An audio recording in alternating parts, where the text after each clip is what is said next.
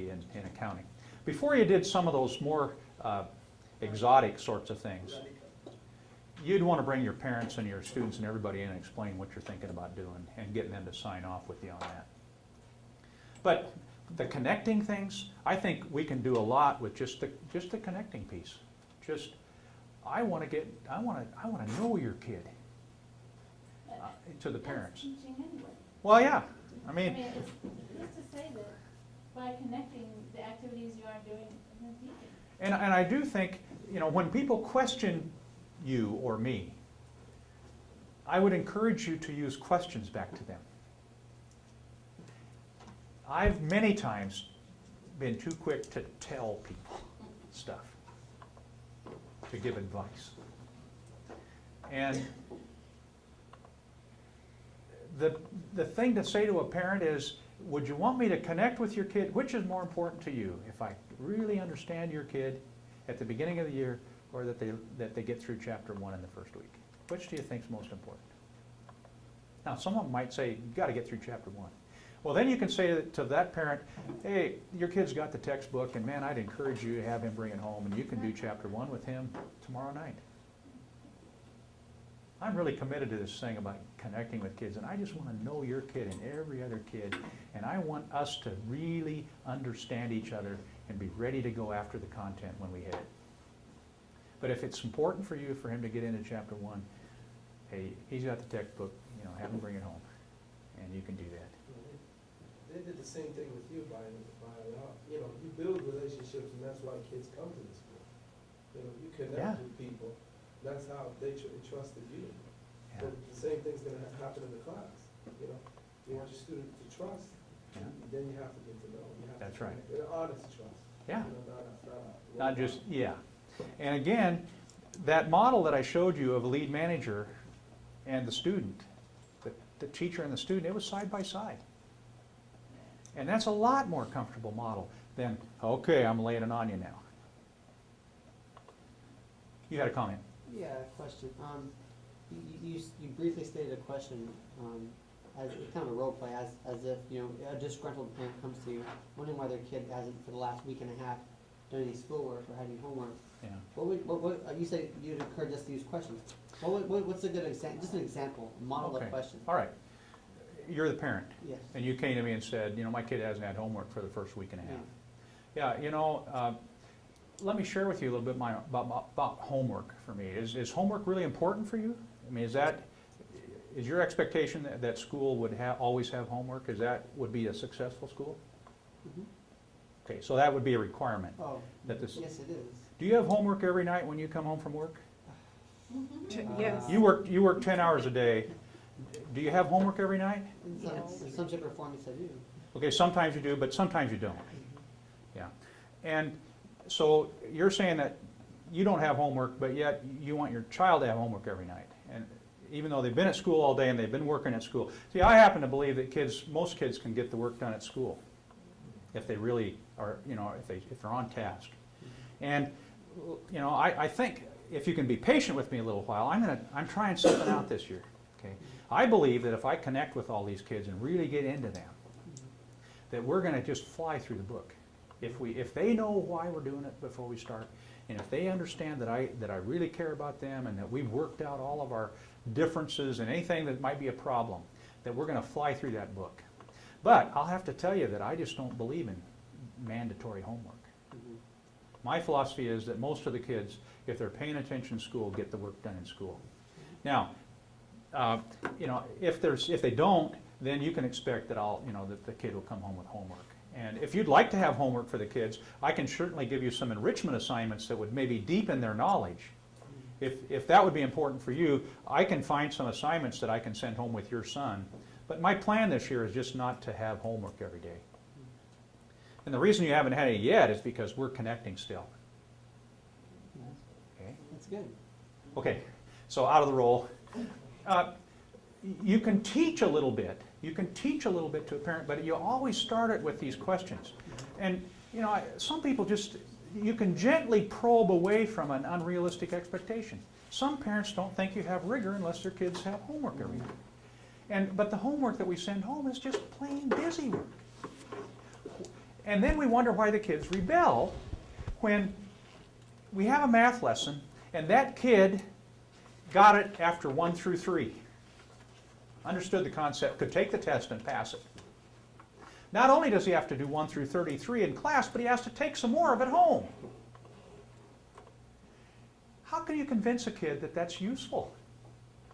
If he got it after 1 through 3, those are the kids that disrupt your class. For 4 through 33. Those are the kids that disrupt your class. When you could say, we got this assignment. Whenever you think you've got it, quit doing problems and come and tell me about it. Show me that you've got it. And then you can go help the others that don't have it yet. And how do you grade? Hmm? You just automatically give him an A then? Well, sure. I mean, if he can demonstrate that he's competent, and yeah. See, now, the emphasis that we have created is great. And what I'm suggesting is that we talk more about competence than grades. Okay, grades, we have to do that because that's what everybody understands and on and on. But let's talk more about competence than about grade. We created the grade thing. It's not something somebody pushed on us. Education administrators made that up, that idea of grades. We all know the stories of the kids who get straight A's and don't really know a thing. Yeah, I mean, Their a lot of parents kids can do or it they in their cheat sleep. Or something like that. Yeah. Even, and then, I had a kid this past year who got A's all the way through high school and then went to college when he didn't have, and he went somewhere where he didn't know a single person. He didn't have anybody to help him, and he failed 3 of his classes. Okay. Because he didn't know what he was doing. He came with A's, but he didn't have the confidence. Again, I'm hoping that we focus more on competence than on grades. And the idea that every kid needs to do 1 through 33 odd, it's just ludicrous when you step back and think about it. My concern with competence is, all right, what if you have a student, and I had one Okay. last year, who was not learning Okay. and just wasn't doing, and, I mean, he would rush through, put down anything, turn it in, wasn't getting it. Mhm. How do you proceed through the year with 1 or 2 that are just not doing? Are you gonna fail them for the year? Or, Yeah. that's my concern there. Okay. What do you do with that kid that is just obviously tuned out school? Mhm. School is not part of his quality world. He's just going through the motions to make you happy, at least to keep you out of his face. I would say that you need to work with that student to try and identify those needs where something's not working for him. You can start with a relationship. Is it your relationship with him is the problem? If it is, then you work on that. I would work on getting closer to that kid and find out more about what he likes and what he wants and all that. Where's his quality world? And by doing that, connecting, getting closer to him, you're finding more out about him, and the more chance you've got of finding some way to get him to, you're edging yourself into his quality world. Until you get yourself in there at all, he'll continue the way he is, no matter what you do to him, if you flunk him or if you give him D- so you don't have him next year. Either way, you're not making any progress. So you have to say, is there a way I can make more progress with this kid? And it'll take time, because he's already taken school out of his quality world picture. So somehow you're going to have to get yourself or school back into his quality world picture. And it's not going to be by saying you got to do the same assignment everybody else does. That kid may need some choices, or he may be way over his head. He maybe can't do the work. And then you're going to have to go back and say, well, what can you do? And have a special program for that student. But success, what I said on Monday, the biggest debilitator in school, according to William Glasser, is the fear of failure. And if that kid's there, that overrides everything else. And until you can get over that, until you can get past the idea that he believes he can't do it, we're just going to be getting him through like we've done all the way along with D- so we don't have him next year. I just wanted to affirm what you said. I did choice with my math program last year. I had the parents behind me 100%. And it was competency. You didn't progress to the next lesson until you had shown that you had mastered this lesson. I had students, they all had basically an IEP for themselves in math. And I had a student who came to me, his parents said he could care less about school, he doesn't want to be here, he's failing everything, has failed everything for several years, you know, nothing we do makes an impact. And talking with the student, his biggest fear of school is that he can't do math. He's never been able to conquer math. And so I sat down with him and we created his 2 weeks of lesson plans, and I said, okay, this is the topic that we're doing for math. And he's like, yeah, but there's no way I can do, you know, the 20 problems that other people maybe are gonna be doing. And I said, that's okay, because you're gonna do each problem, you're gonna grade it, you're gonna show it to me, and these are the problems, and I would make sure that he had a small amount of the broad spectrum, you know, one word problem, one that had multi-steps to it. And all of a sudden it started clicking. He aced math. Algebra 1, and because he started caring about math, I get calls from his parents, midnight, could you please tell him to go to bed? He's studying. Yeah. And I said, okay, I'm only doing this because it's midnight, okay? But he passed, and it was the first time because he started learning that he could do math, then he started caring about the rest of the subjects.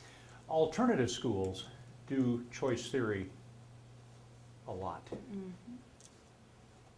Kids that can't make it in the regular classroom, 35 kids, rows, straight rows, 1 through 33 odd. They go to alternative school because they can't make it in a big environment. What do they get there? They get a low student-teacher ratio, which we already have in most of our schools. They get a teacher who cares about them and who's going to diagnose them to where they can be successful, and then work with them from that point on. And some kids stay in alternative school when they could go back to the regular classroom because they're successful there. And they become competent there. So I really believe that success breeds on itself, and until you can get into that difficult kid's life and insert yourself or whatever you're going to have them do into their quality world picture, it's just going to, we just keep going like we've been going. And we're one of the few professions that will accept a fairly high rate of non-competence. That's one of the things that just blows my mind, is that we can go to bed at night and sleep just fine when a significant number of our students are just not being successful in the program we put together. It's about relationships. We've got about 10 minutes left before they're going to ring a bell on us or something. I've got a couple other handouts just for your edification, nothing that you need to worry a whole lot about. But I want to make this stuff not only worthwhile while you're here, I'll keep one if you don't mind, but when you go back home, some stuff that maybe you could use there. This is just a little sheet that talks about what a boss manager might do and what a lead manager might do. Boss manager judges others, the lead manager accepts others. You blame people for problems or you look for solutions. Now, I'm not as bad as a lot of other people would be the boss manager. I'm good, but not as good as I can be. Boss manager controls, leads, so on. So just some descriptors of what a boss manager is, or a lead manager. And then one other handout that I think might be helpful if you're going to teach other people some of this stuff is a little summary of, on one side is boss management described, and on the other side is lead management described. So it's kind of a summary of the PowerPoint that I did for you with one on each side. So, other questions or comments? We got 10 minutes. If you just need an extra break, that's fine with me too. But I'm happy to be here till the next session. I don't really know how to form this question per se, but I guess I'll paint for you. So, Susie comes to you and she obviously gets the material really quick. You just assigned 30 problems, and you want to implement that. Yeah, okay, well, you got to do all of them. Just once you understand it, come tell me about it. I want to do this. So, Susie comes to you. She's very accomplished. She's okay. Well, I did the first one, and I understand this. Okay. Well, show me how to do number 20, 27 or something. She shows you. Sure enough, she has it. okay? You still have all this time, and the other kids don't have it, okay? Okay. And probably 90% of them don't have it, you know, now go help them, you know?